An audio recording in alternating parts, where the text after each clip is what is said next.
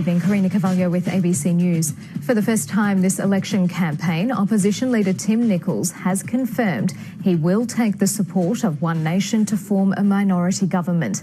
The LNP and Labor now have stark positions on a possible parliamentary deal, with the Premier restating she'd rather be in opposition.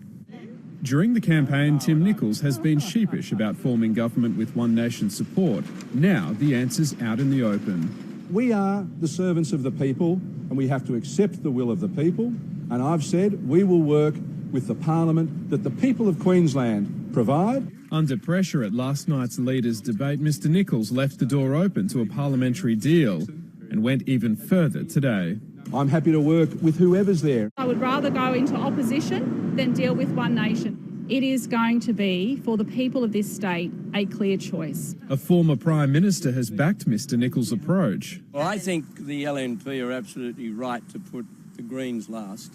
In my view, the Greens are the real extremists. John Howard added some star power to the LNP's campaign. Hello.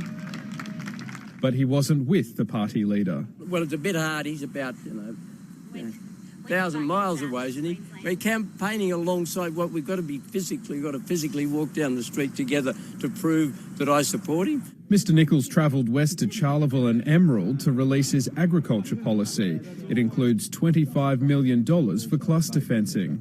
It's the first time either of the party leaders have visited this far west, with the LNP's wild dog fencing pledge some 5 times that of Labor.